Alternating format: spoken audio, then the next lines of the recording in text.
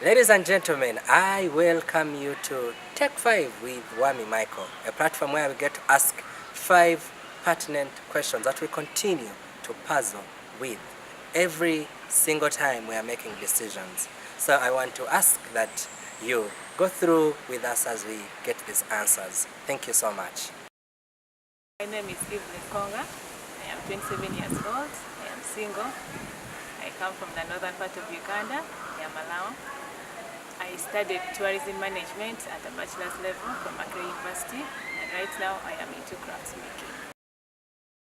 Now I'm into crafts making, and I do crocheting, I do knitting, I do beading, I make reusable sanitary towels, and do a bit of baking cookies and cakes. And I get orders for these skills, and I've earned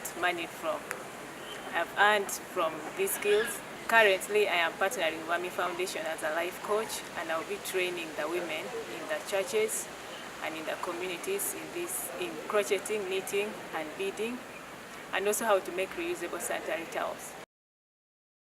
After campus, when I graduated in 2016, just like any other graduate, where after campus the next thing to do is to get a job and work. My job never came. I applied to many tour companies. Others I applied to volunteer with them. I remember walking into one of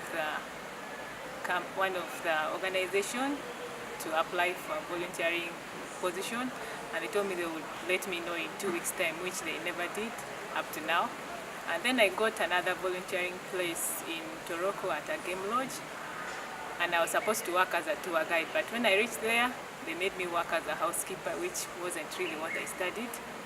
So in all this, I was so frustrated, I was stressed, and then I met one of the girls. There's a girl who does baking in my cell.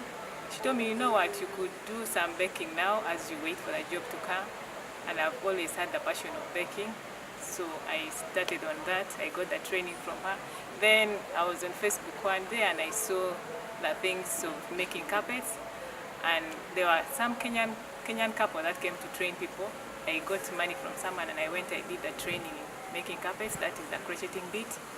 Then also I went on internet, on YouTube, and I learned how to do the knitting and the beading. The sanitary towels too, I learned how to make them on YouTube. And I must say I am okay with all the things that I am doing.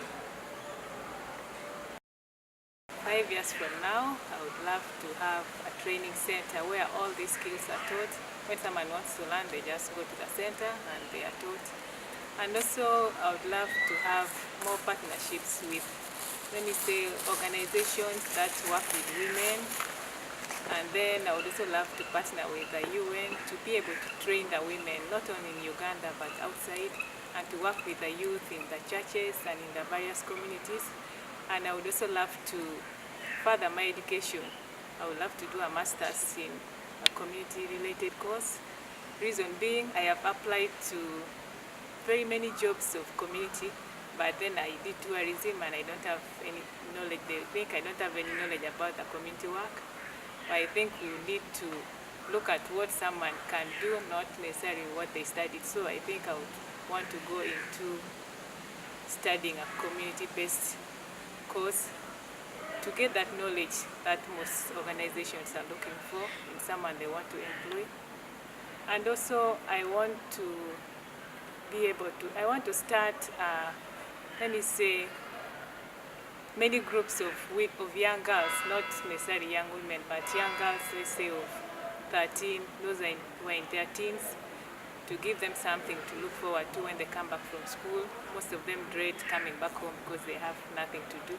So having groups for them so they can be able to do all the skills, maybe work during holidays so they can get pocket money or something like that. That would be something that I would want to do in the next 5 years.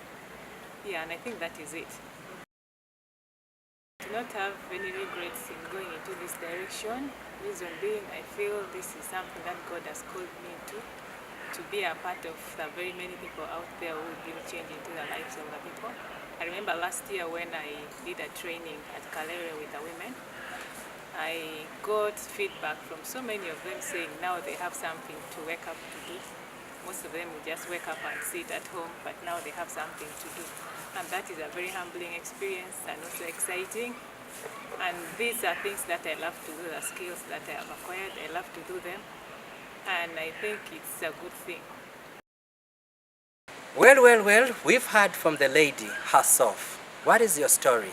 Personally, I think her story might be the reason why you're going to start thinking twice about the decision you're going to make moving forward. So, I continue to say that the Lord bless you and may continue to make decisions that are informed from people's life experiences. Blessing till next time.